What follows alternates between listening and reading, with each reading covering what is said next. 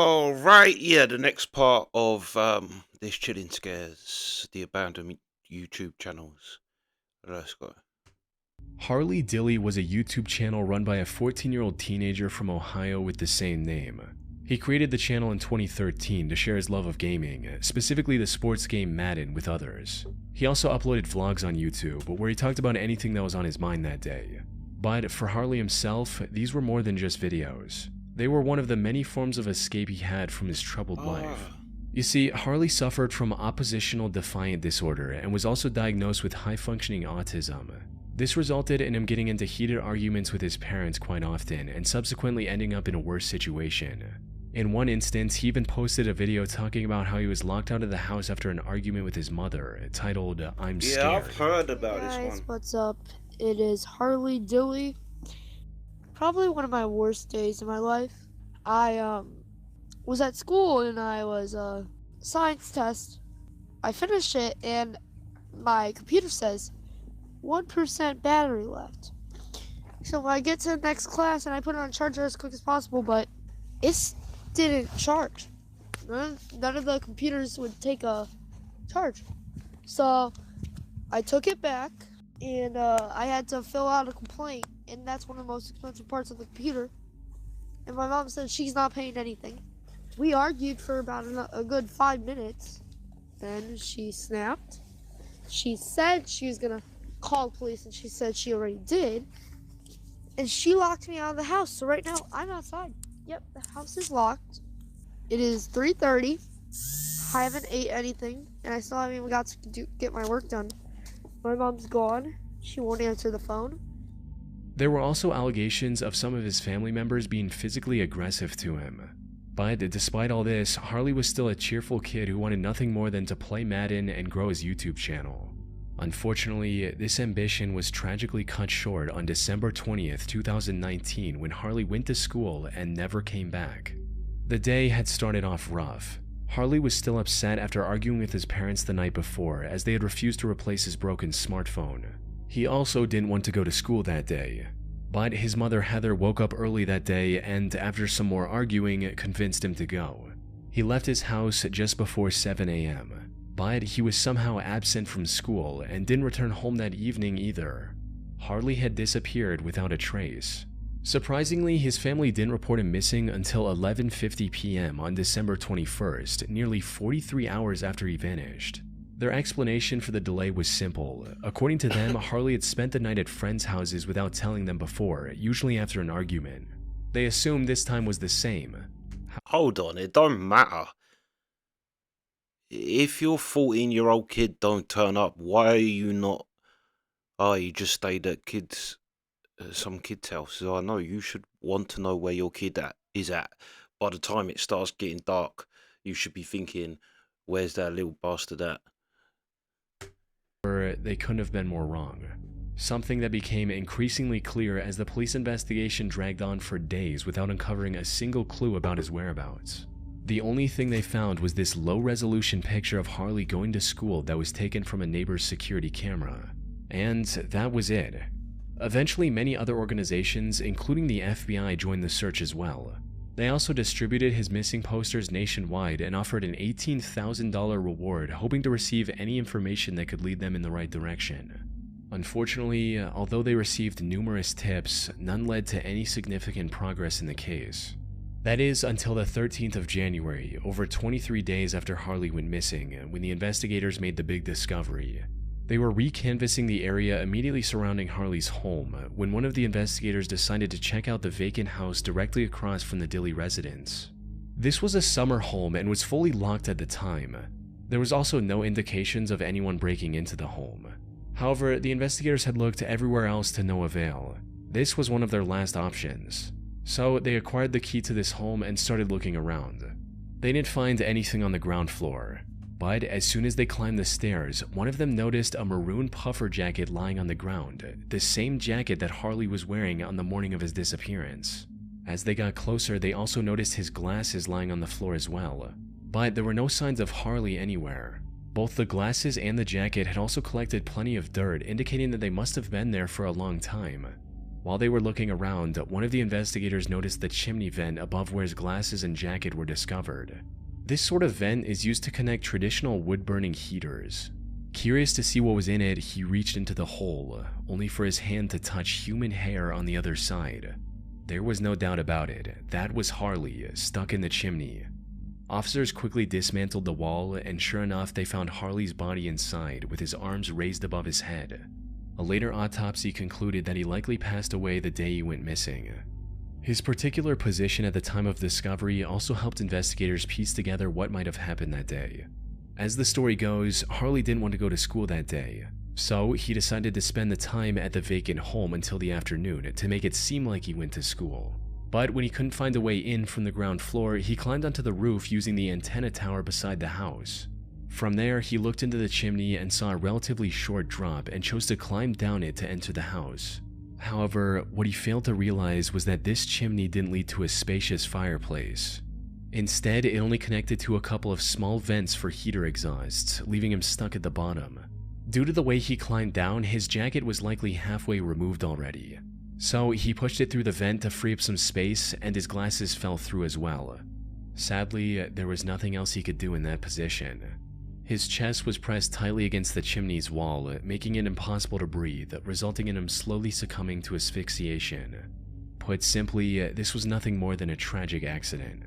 Now, given this conclusion, Harley's case should have ended there. However, some people, especially his YouTube viewers, weren't satisfied with the official report. Many of them believed that this wasn't an accident at all. Rumors started going around the internet that Harley's death was actually a murder committed by his own family.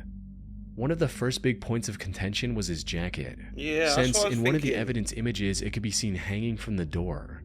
These critics claimed that this was proof of the whole story being a lie. Some also argued that the shoes he was wearing in his last picture didn't match the ones the investigators found on him. However, despite the skepticism, the police stuck with their initial report. As for the jacket issue, that turned out to be nothing more than the result of one of the inexperienced investigators mistakenly moving key evidence. That said, whatever the truth may be, it doesn't change the fact that the YouTube community lost a genuine and passionate creator. Yeah, that's what I was thinking, was how did the jacket and his glasses, but I suppose pushing it through the vent, and because I was going off how they had the first picture of it laying out, which I suppose it wouldn't. That was obviously just, they took that picture, laid it out, took the picture. But without seeing how it was before, there's no way I know. Because that's what I was thinking. Well, how on earth did his jacket end up in there then? Unless, because I was thinking he was going to say, like, the opposite, but I suppose he couldn't get in there. That maybe he broke in, got scared, and then climbed, like, thought someone was coming and climbed in the chimney. But I suppose that don't make sense if it's like a chimney, or it's not going to an open fireplace, it's going to a, yeah. That's crazy though. I mean, probably the parents didn't have anything to do with it, and unless you say that he was trying to run away from them, I suppose, maybe trying to get away from his parents. But that whole, we didn't think nothing of it because he does it often, just like he's a 30-year-old man that might disappear for the weekend or something. It's like, he's your 14-year-old boy. Why ain't you more concerned about when he's not coming home, where he is? But yeah, as the story was going, I was thinking, I don't know whether I recognise the boy or recognise the story, but yeah, I've heard of that before. But yeah, let's carry on. Nicholas Sonderegger was a 28-year-old YouTuber who loved two things in life: longboarding and dancing. He uploaded nearly 80 videos of himself doing both of these on his channel named Sunspeak, though his ultimate dream was to become a professional dancer. By 2017, he was living in San Diego with his friend Austin to try and make his dream come true. However, the two were completely broke and couldn't afford California's high rent prices. So, with no other option, the two decided to live in tents or random trailers they could find in the Salton Sea area. Salton Sea used to be a popular tourist destination at one point due to its status as an oasis in the middle of the desert. But the water and the surrounding area became extremely toxic over time, turning it into a complete ghost town. On the flip side, this also made living there essentially free, which is what Nick and Austin were after. But what neither of them knew at the time was that the true danger of Salton Sea had nothing to do with its toxic climate. This danger came face to face with the two on the night of September 9th, 2018 at around 2 a.m. They were asleep in their tent when suddenly they were jolted awake by an extremely loud scream coming from the tree line not far from their camp.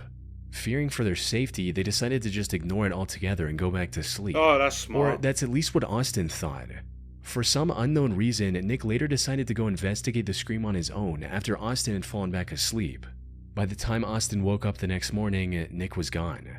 He tried looking around for his longtime friend around town and discovered his flashlight lying on the ground just a block away from their tent. He immediately contacted the police and reported Nick as missing, who began looking for him almost immediately. But all they found was one of his boots, his pants, and his knife sleeve. His other boot, as well as his wallet and keys, were missing. More importantly, Nick himself was nowhere to be found. What made the situation even more bizarre was what happened days later.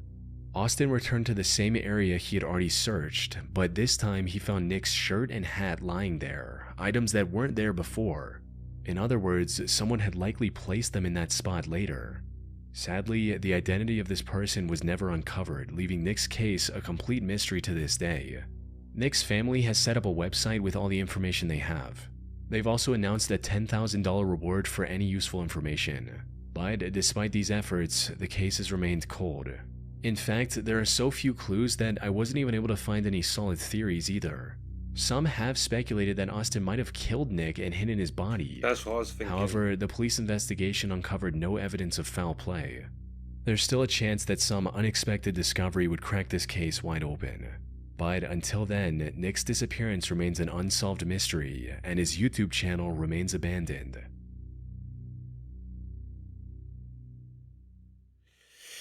Yeah, that's crazy, but that's the first thing I was thinking. His mate killed him. Or he went poking his nose in somewhere on something, because they said that they heard screaming. It could be one of them jobs where it's like he went looking and stumbled on some cartel shit, or God knows what you would see. Like them kids, I say that the kids that was found on the train tracks, and people think that I think it was that they smoked weed and fell asleep and didn't hear the train coming, but yeah, I think people more go with the theory that they stumbled on something walking down that track. But I think if it weren't his mate that killed him, then yeah, it's got to be unless he just walked somewhere and fell. But to not find nothing and find his stuff or half his stuff, yeah, that is crazy. That is crazy. I might go and see if I can find the last video that Channel 1 uploaded. But yeah, that's the reaction. Sweet.